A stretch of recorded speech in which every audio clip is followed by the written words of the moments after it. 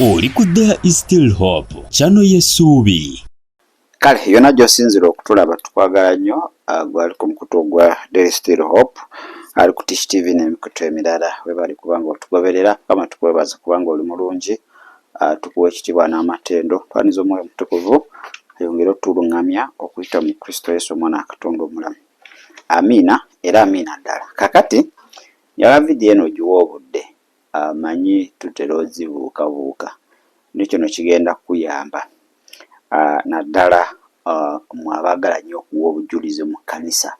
Buli woogenda n'owa obujulizi n'oyogera okuva ku A power ku Z n'ebyotateekeddwa kwogera, ate n'okomekkereza ng'okoze ki, ng'obyogedde. Njagala owulirize bulungi nnyo nnyo. Asigamye nti okuwa obujulizi kibi. Ku Bikula 12 Bayibuli era etugamba nti twamuwangula olw'omusaayi gw'omwana gw'endiga n'olw'ekigambo ekyakamwa kaabwe bo ne bataagala bulamu bwabwe okutuuka okufa. Ate obujulizi kitundutundu ku njiri, kuba waliwo abantu bangi balokosa okuyita mu bujulizi, waliwo abakyusa okuyita mu bujulizi. Naye kino kyenjagala okugamba kigenda kuyamba, era bingi byobadde weebuuza bikutuukako bitya nga tomanyi. Ni ansa yiino. Ekisooka, weegendereze nnyo ng'owa obujulizi mu kkanisa. Weegendereze ewa ebintu by'olina okwegendereza ng'owa obujulizi mu kkanisa. Kyenjagala omanye, sitaani abantu baayagala bali mu kkanisa. Ensi talina kyajagaza, kuba bali babe yabafuga. Kati abantu baayiganya, baayagala okusuula, baayagala okuzikiriza, bali mu kkanisa. Kati ekirala, nakugamba nga nkuwa obujulizi nti sitaani tasobola kukulumba kujjako ng'akufunyeeko information. Information yo gy'akozesa n'asobola okukulumba. Abantu abamu sitaani yabulirizwa ne waatandikira oba yagetinga confused, talina waatandikira. Kati ovala nti asindika ba agenti be mu makanisa bajje bawulirize obujulizi bafune we batandikira. Okitegedde? Sitaani asindika ba agenti be mu makanisa bawulirize obujulizi bwowa bafune starting point. Era jjaba okimanyi olunaku olwaleero nti abalogo abasinga, ba agenti abasinga kati bali mu makanisa mwe basiiba.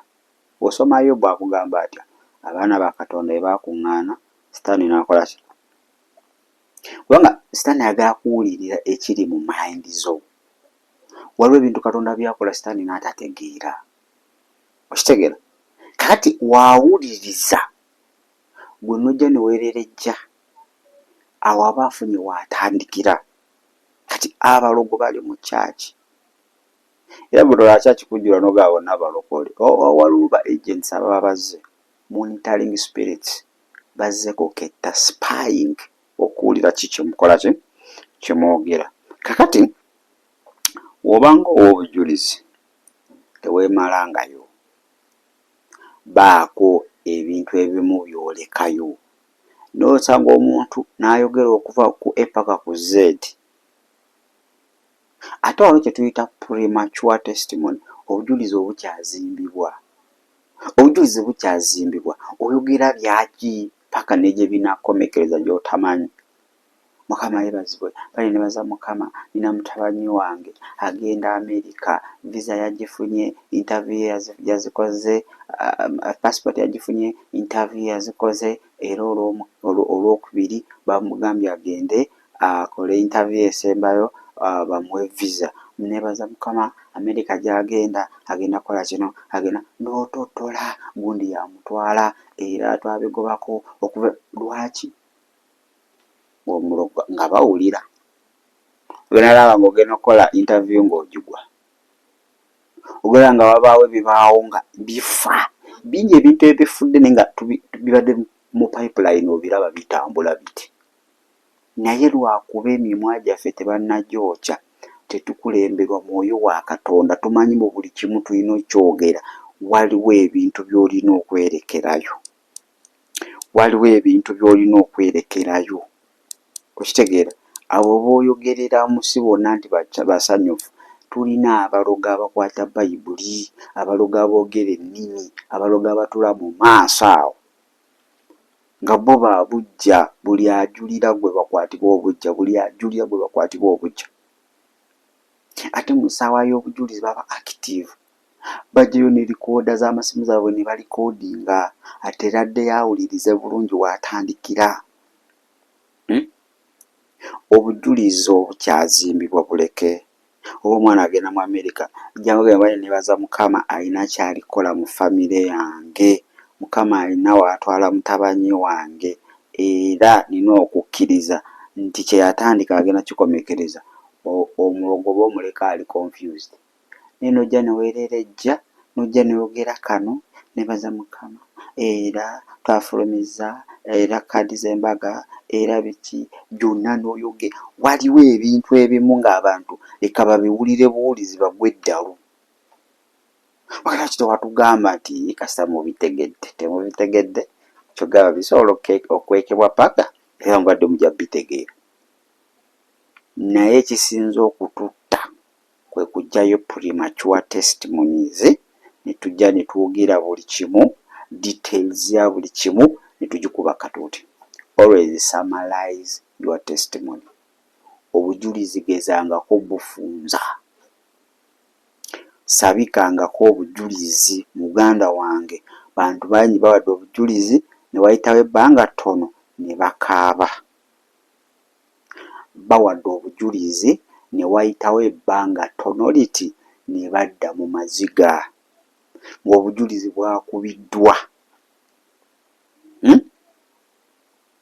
Okitegedde? Ng'obujulizi bwakubiddwa. Ankuweyo example. Nabawako obujulizi we nali nga nkyakolera omulaga. Waliwo omuvubuka bali bamuyita Aaron. Aaron ono yali awulira nnyo enjiri. Okitegedde? Aaron yali abuulira nnyo enjiri kati nga tetukyagala ne batusindika. Kati omuvubuka myaka 23. Eastern tatunuulira ssente z'olina, tatunuulira bunene bw'osulawa akulumbe. Sitaani ye alaba kiri mu mwoyo. Mu mwoyo yali giant. Kati Aaron yali talina kyakola ng'ali awo naye ng'abuulira enjiri ye. Ng'era bamusuza busuza oluganda omu ku kyaki. Asaayi n'atugamba oyo omwana omulaba ekiyinza okumukuba mulimu. Kale yali anoonya bantu. Era yangu omusajja omanyi otandisa obuvubuka ojja tuuka obubeere n'obuvunaanyizibwa era n'otandika okweyiiya. Tugamba oyo mulimu. Ne wayikawo opportunity z'emirimu 10 omulundi ogwo. Aaron n'ajja katuuti n'agamba ne baza Mukama. Nadde nnoonya emirimu naye kati ngenda kubeera na boss, ngenda kwekozesa. Emirimu giri 10 kati nze alina olondako guliwa. Nkyatabuddwa natabuddwa dda guliwa gwe nnina olondako. Banaye Mukama yeebazibwe. Baasi awo kasita amala okuwaayo obujulizi emirimu gyonna ne gikubibwa. Teyasooka kisabira. Ye yali excited. Yagala okulaga abantu Katonda akola. It was a premature testimony. Okitegeera? Aaron obujulizi otumala okuba gundi testimony. Ku Sunday eddako yajja agamba atya. Bane munsabire nze simanyi. Gwe tobalangako abantu abo. Sunday no n'ajulira Mukama nga n'abakubisa enduulu n'engalo. Sunday ejja ate ne mutandika kufukamira kwegayirira Mukama asaasira. Nga babikubye byonna.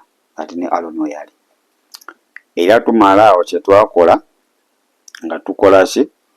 Nga tumupangira mulimu gwaffe restaurant, nga tumuwa restaurant, tumuwa omuwala. Omuwala yali agent, ali omugambo yakuyambeko ate ffe abagenda okumusasula. Okitegeera? Naye ng'ekigendererwa kyaffe kyali ki? Twagala kuba kiri ekyalina ekyokubuulira enjiri.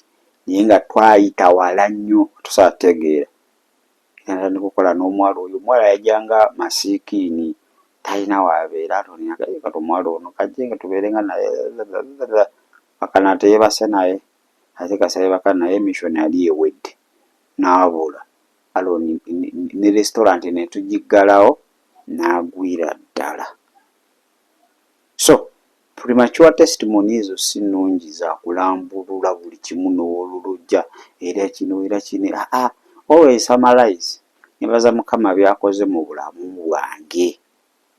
yampadde omulimu kitiibwa neteno naye gwe mukama yebazibe bali nebaza mukama onayingira munaku zino mukama nampa omulimu guno kampuni weti eri wano bampa sente weziti n'alawensi buli kamu n'ototola buli kamu era kosinzira ku mulimu ogwo oluvannyuma lwa myezi 3 bagala kunyongeza omusaala lolololo bannaye fe abeekubiza kankubuulire gwe weekubiza ebyo byogenda weeyogeza olukwogera muluusi mu bantu abatateekeddwa kutegeera waliwo ebintu ebimu mukama byazimba mu bulamu bwo nga waliwo abatateekedda bitegeera not until nga bimaze okubeera full beauty nga mukama amaze obizimba byonna bivuddeyo awo omuntu n'asooka abitegeera naye nk'abitegeera nga biri premature agenda bista gwe abalogo tebakyanienya nsaasi abalogo bakwata ne bayibuli kati boogera ne mu nnimi Matayo 10:16 tubeere bagezigezi ng'obwana bw'emisota Abakolisi ekyokubiri 11:14 Sitaani naye yeefuula malayika ow'ekitangaala njagadde kukulabula kubanga abantu bangi bawa obujulizi ne bufa butyo someone testifies obujulizi ne bumala ne bufiirawo butyo ne bufa kane gwe wagambako oti munaye simanyi byabaawo always lindangako obujulizi bunywere buti lindangako obujulizi bunywere lindangako mukama amala okumalayo akole kiggweyo kale oba owulira okyamuse gwako just a hit kale nebaza mukamwa alina kyakola mu bulamu bwange n'omulogo gyamuleka ng'atabuddwa kiki kyalikola era ojalaba ojafuna abakutitira kwabo otakulabye owa obujulizi kyekyo baba baagala kumanya always bano bamu these spying agents baba baagala nnyo okumanya what's going on in your life era babuuliriza buli ssaawa kiki so kwe okulawula kwenjagadde okugamba olunaku olwaleero muganda wange manya nti Sitaani takyali mu nsi asiba mu kanisa bejenti be bali omwo abalogo bali omwo okitegeera bazze kuba bamanyi nti wano mu kwogera okuwa obujulizi oyogera ekiri ku mutima ogenda kwogera ebiriyo n'ebitaliyo byonna bakuloge bulungi okitegedde kubanga bamanyi nti kati ffe tuli balokole mu nsi tokyalinayo nnyo mikwano giri awo tokyabanyi bamanyi nti mu kanisa gy'ogenda oyogerera buli kimu eno mu nsi tebakyakufuna kati nabo ne bajja nosooka owerolojja n'oyogera kino n'oyogera kiri bw'onolaba ekintu kyewayogerako ekyali kitandise okuba nga ekitambula ekintu ne kizikira omulundi ogwo omulundi gumu relationship wajja katuteera nebaza mukama nanfunidde era tugenda nakwanjula aponyeze ennaku ogerala ng'omuvuka yeekyanga sente zibula bane mulindenga obujulizi buveeyo bonna otherwise tujja kweroza ffe bennyini tetugambye mbu katonda waffe munafu katonda waffe mutiitiizi akusuubira okubeeramu amagezi abamu ekitubonyaabonya busiru bwaffe tulemereddwa okubeeramu amagezi ag'omwoyo omutukuvu tukola nga bwe twagala kati ebintu naffe bitambula ku bikukujju gamba ayi Yesu ompa amagezi onsaasire wonna wenjogeredde kabandabe kabampaane kabandeebe kabandole kama onsaasire kuba obulamu bwange obeera omulokozi era mukama waabo kyetula n'akamwa kange tindokose okuyita mu Kristo Yesu omwana Katonda omulamu amina era amina nnyo ddala kale gwe kyatuukako sooka otuwaawo mu comment section subscribing liking sharing kwagaliza olunaku olungi kane tulemuko katono wenkomawo bingi bye tugenda okuba nga tetwogerako